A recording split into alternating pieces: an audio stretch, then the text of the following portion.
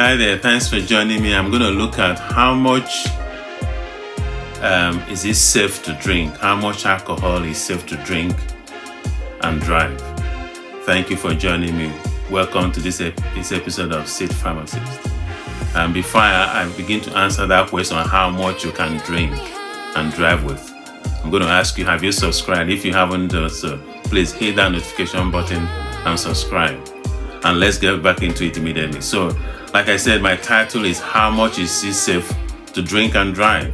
Before we get there, I'm going to ask you first, how much are you allowed to drink of alcohol? How much unit are you allowed weekly?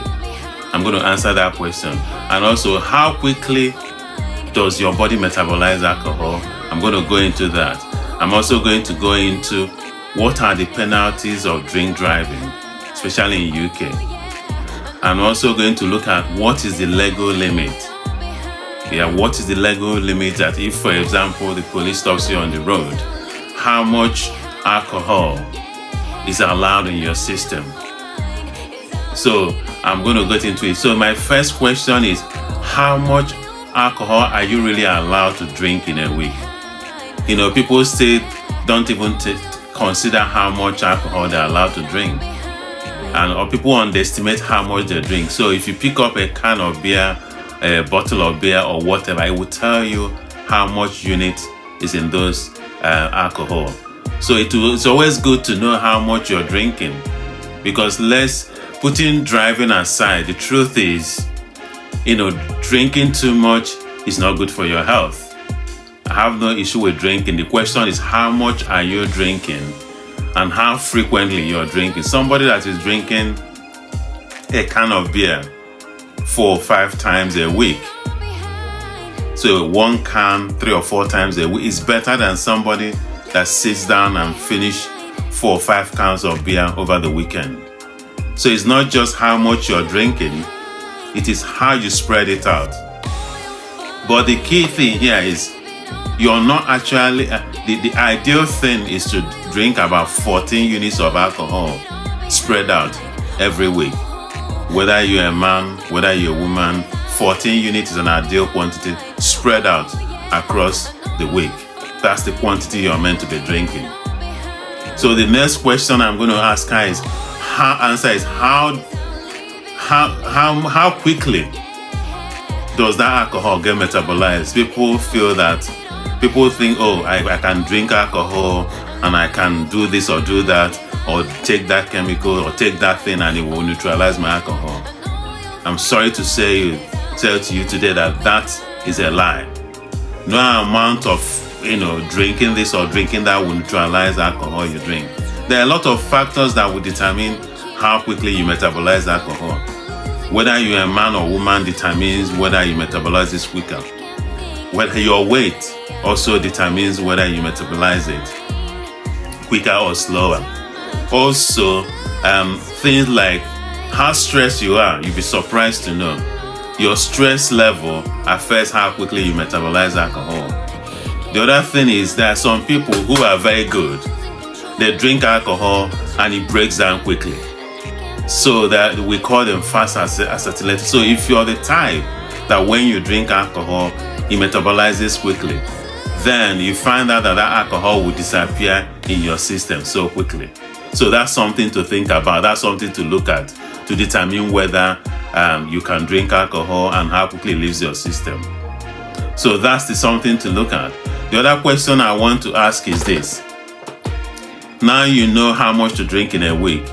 You know whether how quickly it metabolizes or not. The next question is, do you know your legal limit? In other words, do you know how much, if the police stops you on the road, do you know how much they will find in your system? Then you'll be in trouble. Now, they'll do breathalyzer. That's the common one. So when a police breathalyzes you, if there is more than 35 microgram per 100 ml of alcohol in your system, then you're breaking the law. Then you will be in trouble. Also, if they do a blood test and you have above a certain amount, in other words, if you have, I would say, like 70 to 80 milligram of alcohol per 100 ml in your system, then you will be in trouble. Also, when they do a urine sample, I'm talking of England, because in Scotland it's different. You need to check that one out. But I know it's different, I know it's lower.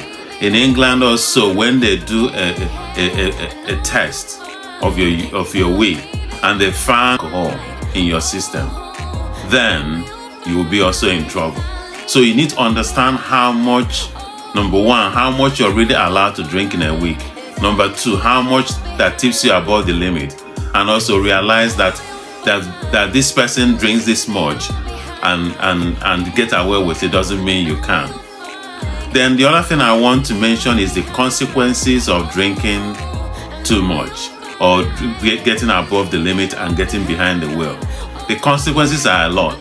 To start with, you might get a fine, you might get a point on your license, you might even get some prison sentence. But those are, to me, those are serious consequences. But one consequence that people never consider or think about is some physical and mental consequences that will last a lifetime. Have you ever thought about when you get behind the wheel, drunk or tipsy, and you have an accident? Have you ever thought about the physical damage you may cause yourself in terms of physical deformity, losing a limb or breaking a leg? Or have you ever thought about your friend that you're driving in the car with? How about death?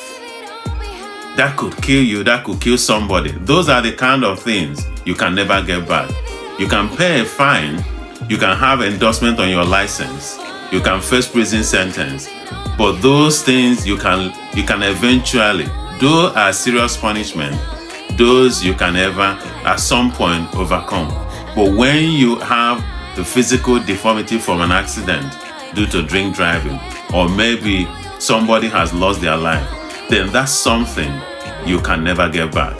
So those are serious consequences to think about before you get behind the wheel when you drink. Now to my final point about how much can you drink and drive with. Before I tell you that, once again, I'm going to remind you, if you haven't pressed that notification button, if you haven't subscribed, please do subscribe right now. So how much are you allowed to drink and drive with? I'm sorry to tell you that please, if you have had even a glass of beer or a can of beer, my advice is don't even get behind the wheel. Plan before you go to that trip. Even if you have gone out and had something to drink, please leave your car, park it somewhere safe, and catch a cab. Because the truth is that you can drink 1 or 2 cans of beer. It can actually take up to 12 hours for that to get out of your system. So my advice is, please do not even consider touching that alcohol if you are going to drive. Or if you have had some drink, please do not get behind the wheel, because it is not safe, no matter how small you have drunk, to even enter a car and drive at all. So thank you for watching, and goodbye for now. And if you haven't subscribed, please do subscribe. And thank you and goodbye, and I'll catch you some other time again. Bye for now.